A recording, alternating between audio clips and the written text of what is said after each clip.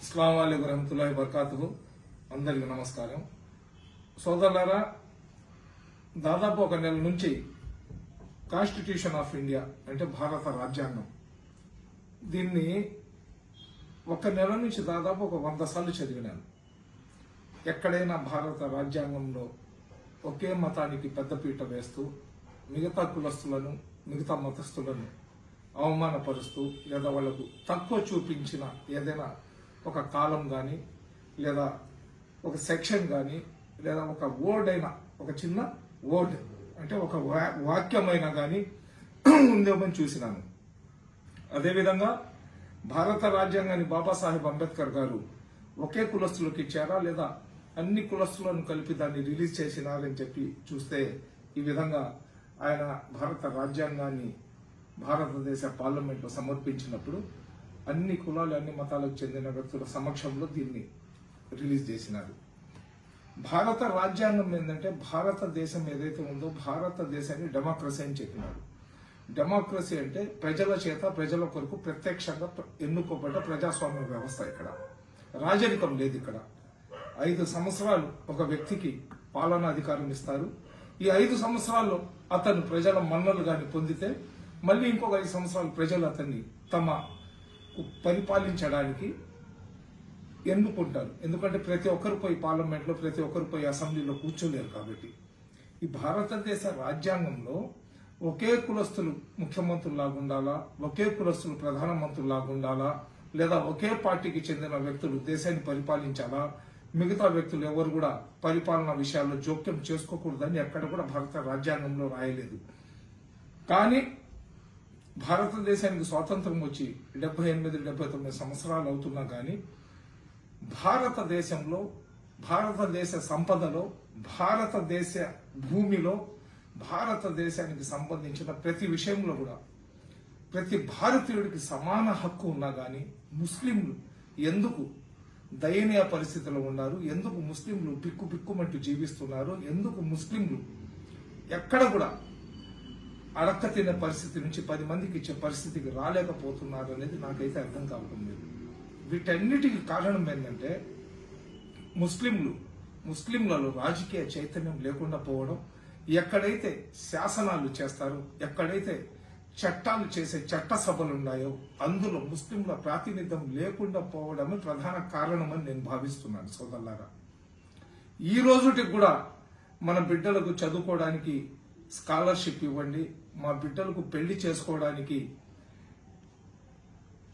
ఏదైనా దుల్హన్ పథకం లాంటిది ఇవ్వండి, మనం ఏదైనా ఆపరేషన్ చేయించుకోవాలంటే మాకు సబ్సిడీ ఇవ్వండి, చచ్చిపోతే సీఎం రిలీఫ్ ఫండ్ ఇవ్వండి, లేకపోతే మనం మక్కాకు మదీనాకు వెళ్లాలంటే సబ్సిడీ ఇవ్వండి అని ఏ రోజైతే మేము జోలి పట్టుకొని రాజకీయ నాయకుల దగ్గర అడక్క తినడానికి వెళ్తామో ఆ రోజు ముస్లింలు సర్వనాశనం అయిపోయారు.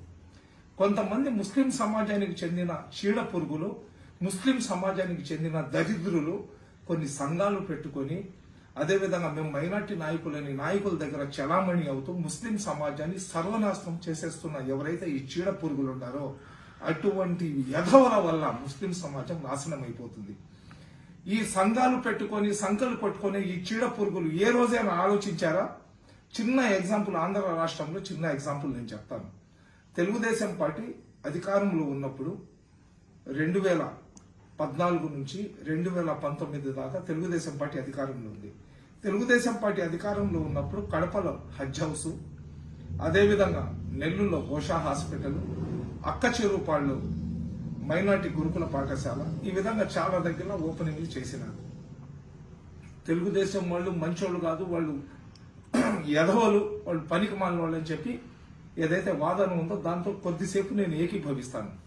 దాని తర్వాత 2019లో వైఎస్ఆర్సీపీ పార్టీ అధికారంలో వచ్చింది. 5 సంవత్సరాలు ఈ పార్టీ అధికారంలో ఉండింది.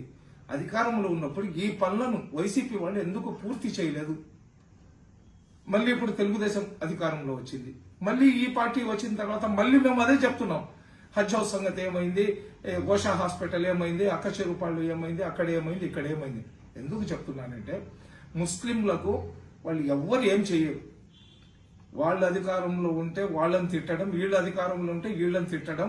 రోలింగ్ స్టోన్ నో మాస్ అని చెప్పి ఇంగ్లీష్ లో ఒక సామెత ఉంది. దొల్లే రాయి మీద దుమ్ము ఉండదంట.